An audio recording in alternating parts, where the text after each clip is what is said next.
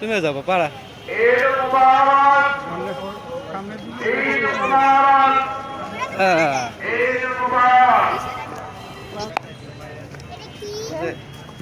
Israeli পতাকা, ইসরায়েলের পতাকা ওটা।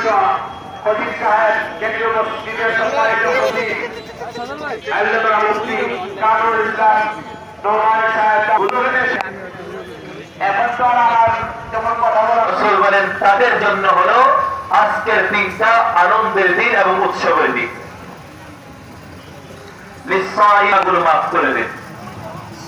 সাথে সাথে 1 মাস সিয়াম সাধনা করার পরে যখন খোলা আকাশের নিচে সে আল্লাহ তাআলার কাছ থেকে পুরস্কার নেওয়ার জন্য, ক্ষমা নেওয়ার জন্য ঈদুল ফিতরের দিন সমবেত হয়, তখন ওই মুহূর্তটা হলো রোজাদারদের জন্য আনন্দের মুহূর্ত।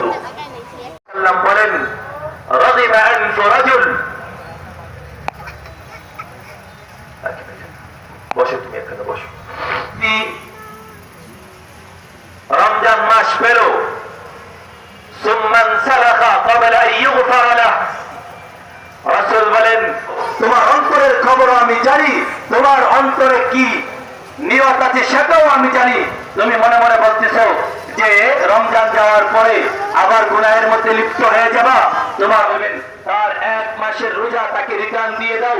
ফাসিয়ামুহু আলাইহি মারদুদুন, তার রোজা তার মুখের মধ্যে নিক্ষেপ করে দাও। থেকে গুনাহ থেকে মুক্ত ছিলাম, বাকি 11 মাস আমি আপনার কাছে গুনাহ থেকে মুক্ত যেন থাকতে পারি সে প্রার্থনা করতেছি। আমরা নিয়ত করব গুনাহ থেকে বাঁচাইবে কে? আর যারা বলেন কে? রাহিমাকুমুল্লাহ।